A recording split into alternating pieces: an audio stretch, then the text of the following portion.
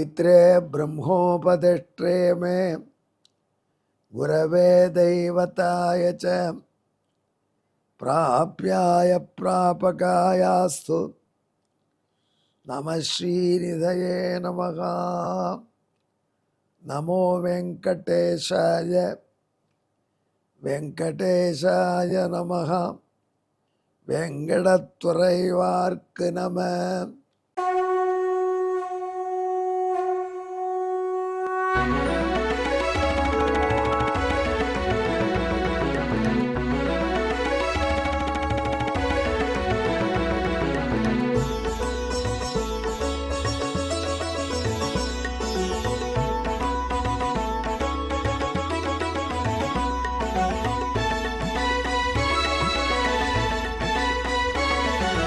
सहस्रनामं सहस्रनामं श्रीवेङ्कटेश सहस्रनामं सहस्रनामं सहस्रनामं श्रीवेङ्कटेश सहस्रनामं।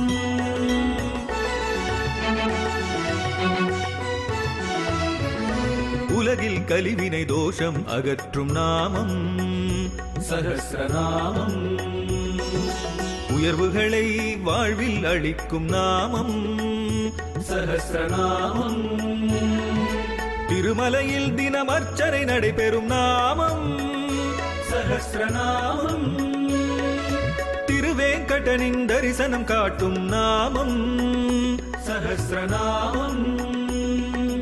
சகஸ்ரநாமம் சகஸ்ரநாமம் श्रीवेङ्कटेश सहस्रनामं सहस्रनामं सहस्रनामं श्रीवेङ्कटेश सहस्रनामं। அன்பர்களே வணக்கம். இப்பொழுது நாம் திருவேங்கடமுடையானுடைய 598வது திருநாமத்தை அனுபவிக்கப் போகிறோம்.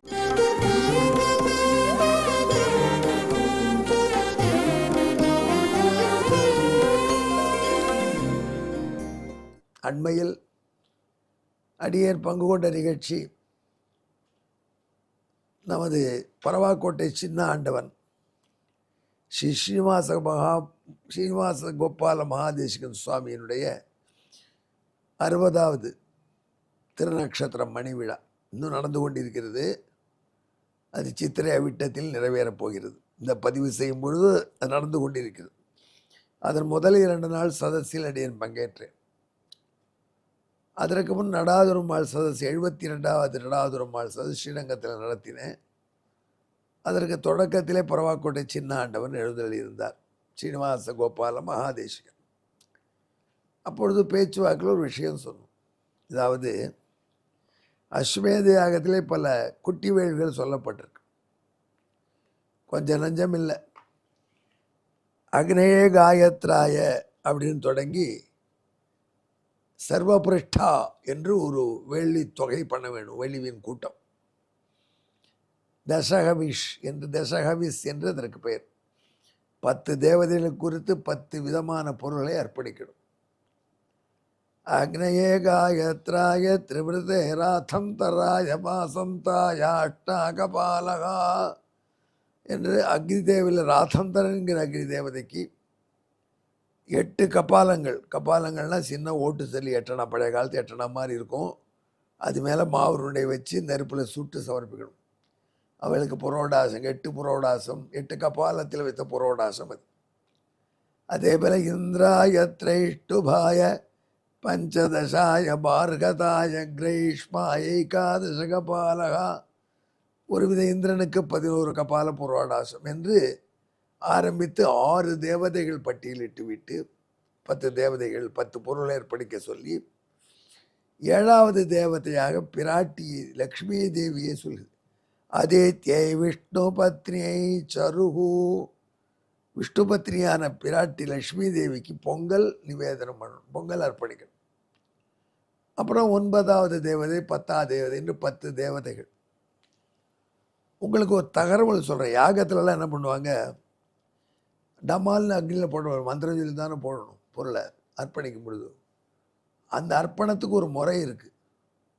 முதல்ல இந்த பொருளை அர்ப்பணி என்று ஒரு ப்ரீஸ்ட் சொல்லணும். அந்த மாதிரி எந்த தேவதையும் அந்த தேவதையின் புகழ்பாடி சொல்லணும். அதற்கு புரோனு வாக்கியா என்று பெயர். புருதேவதாய புரோகின்னு சொல்லுவார். உடனே ஹோமம் பண்ணக்கூடியவர் அந்த தேவதையை பற்றிய மந்திரத்தை சொல்லி ஹோமம் பண்ணுவார். இது யாஜ்யான்னு பேர். இந்த யாகத்தில் இனவேரியபிளாக புரோனு வாக்கியா யாஜ்யா ரெண்டும் இருக்கும். எல்லா தேவதைகளுக்கும் இடையில் சில தேவதைகளுக்கு உபஹோமங்கள்னு வேற பண்ணுவாள். ஆனால் மெயின்லி இந்த முதல் தொடக்கத்தில் சொல்ல வேண்டிய அந்த தேவதையை பற்றி சொல்ல வேண்டிய, அறிமுகப்படுத்தி பெருமையை சொல்ல வேண்டிய, அதனை வரவழைக்க வேண்டிய மந்திரமாகிற புரோனு வாக்கியாவும், அடுத்தபடி அந்த தேவதைக்கு அர்ப்பணிக்க வேண்டிய பொழுது தேவதையின் பெருமையை சொல்கிற யாஜ்யாவும் வரும். என்னவோ சொல்கிற யாகத்தை பற்றிங்களா தெரிஞ்சப்பமே கொஞ்சம் ஒரு நாளைக்கு. ஆனால் இந்த புரோனு வாக்கியா யாஜ்யா இரண்டும் பொதுவாக பாடல்களாக செய்யுளாக தான் இருக்கும். ரிக்வேத மந்திரமாக இருக்கும். அது எஜுர்வேதத்தில் இந்த மந்திரம் ஓதப்பட்டிருக்கும். எஜுர்வேதத்தில் எஜுர்வேத ஸ்வரத்தில். அப்படி யாஜ்யா புரோனு வாக்கியான்னு விழும்பொழுது இந்த 6வது தேவதை சொன்னேன்னு, லக்ஷ்மிக்கு முன்னொரு தேவதை, சவித்ராதி சந்தசாயத்ரயஸ்திரிகும்சாய வைவதாய சைசிராய துவாதச கபாலகா என்று 12 கபாலத்தில் உள்ள புரோடாசம் மாவுருடை அர்ப்பணிக்கப்பட வேண்டும். சவிதா என்கிற தேவதைக்கு, ஒரு வகை சவிதாவுக்கு சில அப்ஜெக்டிவ்லாம் இருக்கு. அவருக்கு சொல்ல வேண்டிய யாஜ்யா மந்திரம் இப்படி அமையும். எப்படி அமையும்? ஸ்தோமத்ரயஸ்திரிகும்சே புவனஸ்ய பத்ரி விவஸ்வத்வாதே அபினோ கிருணாகி கிருதவதி சவிதராதிபத்யே பயஸ்வதி ரந்திராசானோ அஸ்து என்று அவருக்கு அமைய வேண்டிய யாஜ்ஜி இருக்கும். அதற்கப்புறம் 7வது தேவதை லக்ஷ்மி தேவிக்கு அமைய வேண்டிய புரோனு வாக்கியம் வரும். அதற்கப்புறம் லக்ஷ்மி தேவின்னு யாஜ்ஜி வரும். இந்த மாதிரி வேத அமைப்பு. ஆனால் இளைஞர்களுக்கு வேதம் கற்றுக் கொடுத்த பாடசாலை இவ்வளோலாம் சொல்ல முடியாது.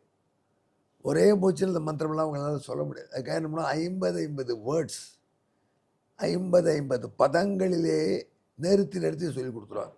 யஜுர்வேதத்தில் இது ஒரு வழக்கம். இந்த 50 பதங்களிலே சொல்லிக் கொடுப்பதுக்கு பஞ்சாசத் பதங்கள், பஞ்சாசத்தில் 50. அந்த பஞ்சாசத்தை பஞ்சாசதின்னு சொன்னாங்க. அப்புறம் பஞ்சாதி விட்டாங்க. தமிழ் இப்போ பஞ்சாதின்னா வேதத்துக்கே பேராயிடுச்சு. பஞ்சாதியாக சொல்லுவாங்க. 50 பதமாக சொல்லிக் கொடுப்பாங்க.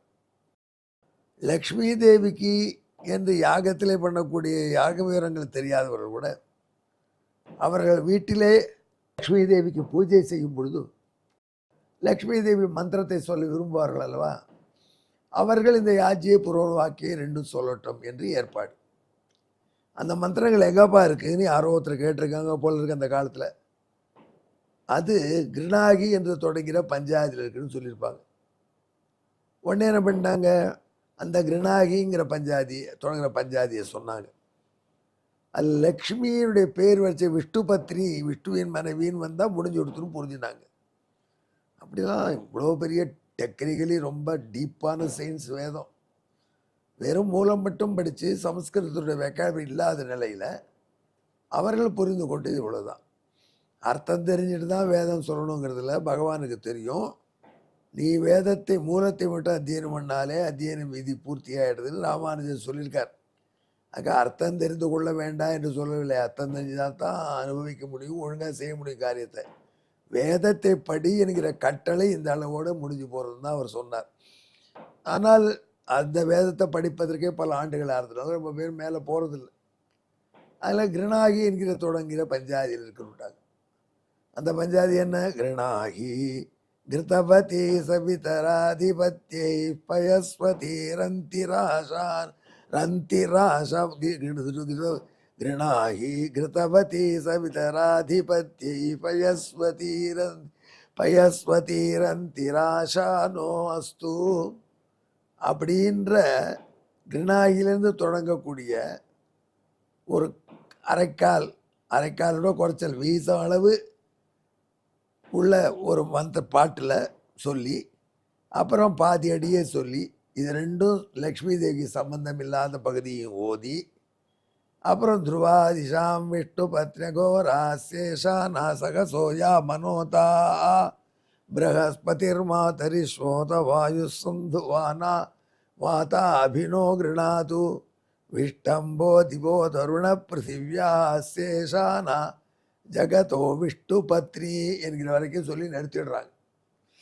இதில் லக்ஷ்மி தேவியை பற்றிய தொடர்பே இல்லாத யாஜ்யா மந்திரத்திலிருந்து கொஞ்சம் பகுதி எடுத்து லக்ஷ்மி தேவி சம்பந்தப்பட்ட புரோனுவாக்கி முழுக்க சொல்லி யாஜ்யில பாதி சொல்லி நடத்திடுறாங்க. உண்மையை அப்படி சொல்லக்கூடாது. ஏன்னா லக்ஷ்மி தேவி மந்திரத்தில் இந்த பக்கமும் இல்லை அந்த பக்கமும் இல்லாமல் சொல்லிட்டு இருக்கோம். இது ஒரு வழக்கம் ஏற்பட்டு போயிடுது. இதில் லக்ஷ்மி தேவியினுடைய யாஜ்யா மந்திரம் எப்போ முடிகிறது? விஸ்வவ்யஜா இஷயந்தி சுபூதி சிவானோ அஸ்வதிதி ரூபஸ்தே. அப்படி எங்கும் வருகிற லக்ஷ்மி தேவி அவள் மடியில் இருக்கக்கூடிய எங்களை காப்பாற்றட்டும் அப்படிங்கிற இடத்துல முடியும். அது சொல்லணுமா இல்லையா? தாயின் மடியில் நாம் தலை வைத்து படுக்கிறோங்கிறது எவ்வளோ உயர்ந்த கான்செப்டு. அந்த கான்செப்டே வராத போயிடுறது. ஆனால் இதை ஆலோசித்து நம் திருத்தகப்பனார் நமது திருமாளிகையில் கிருணாகி என்று ஆரம்பிக்காமல் துருவாதிஷாம் என்று லக்ஷ்மி தேவியினுடைய புரோனுவாக்கியிலே ஆரம்பித்து லக்ஷ்மி தேவியின் யாஜியும் சொல்லி பூர்த்தி பண்ணுற வழக்கம் இருக்குது. அதை ஸ்ரீனிவாச கோபால மகாஜி நன்கு கேட்டுண்டார். அவருடைய ஆசிரமத்தில் லக்ஷ்மி தேவி மந்திரம் சொல்ல தொடங்கும்போது கிருணாகி என்று தான் ஆரம்பித்தார். என்னை பார்த்து என்ன செய்கிறது, நாங்கள் கட்டுப்பாடு பெற முடியாதவர்கள் சொன்னார். இப்போ இதில் முக்கியமானது லக்ஷ்மி தேவியின் மடியிலே எம்பெரும் நாம் இருக்கோம். நாம் மட்டும் இல்லை, தானும் இருக்கா நாம் பகவான் சொல்கிறோம். அதுக்காக லக்ஷ்மி தேவியின் மடியிலே தலை வைத்து படுக்கிறான். சத்யபாமாவின் மடியிலே தலை வைத்து படுத்தான். சஞ்சயனுக்கு அதை காண்பித்தான். அந்த காட்சியை பார்த்து தான் சஞ்சயன் நெடுங்கினான் என்ற வரலாறு உங்களுக்கு முன்பே சொல்லியிருக்கேன். அதே போல் ஸ்ரீவில்லிபுத்தூரில் ஆடி திருநாளில் 7ஆம் திருநாள் கிருஷ்ணன் கோவிலுங்கிற இடத்திலே ஆண்டாளின் மடியிலே பள்ளி கொண்டு காட்சி தருகிறான் பகவான். வேதத்திலையும் உபஸ்தே மடியில் இருக்கிற எங்களை காப்பாற்றணும் இருக்கு.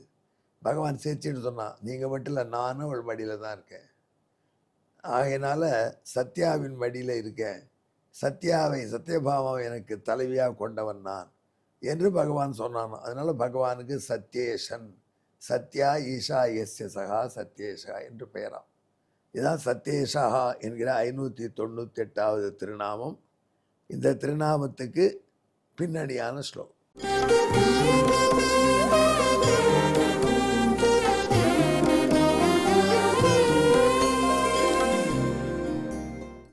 சத்யாகி சேஷா மமதேன நாம்னா சத்யேஷ ஆசேத்விதி தரிசயன்னஹ சிரஸ்ததுத்சங்கமிதங் கரோதி கோதோத்சவே சஞ்சய வேதவாச்சோஹோ சத்யேஷாய நமஹ. இதுக்கு தமிழ், சத்யாமடியில் தலை வைத்து கிடந்தான் சஞ்சயன் காண அன்றே. அதனால் ஆடி திருநாளில் 7ஆம் நாளில் நாமும் காண வேதம் காண சத்யாவே ஈசானாவாக சத்யேசன் திருவங்கடநாதன் ஆனான். எங்கே? என்னுடன் கலந்து அந்த 7ஆம் திருநாளில் கோதாதேவியான சத்யபாமாவின் மடியிலே தலை வைத்து படுத்து கொண்டிருக்கிற ரங்கமன்னாரை தியானம் பண்ணுங்கள். லக்ஷ்மி தேவியின் மடியிலே நம் அனைவரையும் வைத்து தாய் நம்மை காப்பாற்றட்டும். சத்யேஷாய நமஹ. நன்றி, வணக்கம்.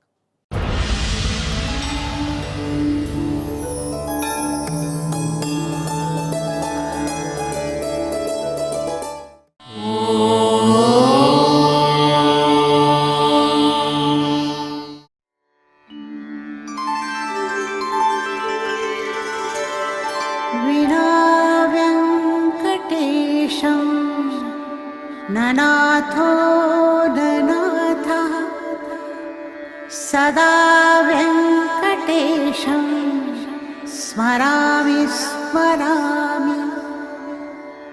हरे वेङ्कटेश प्रसीद प्रसीद.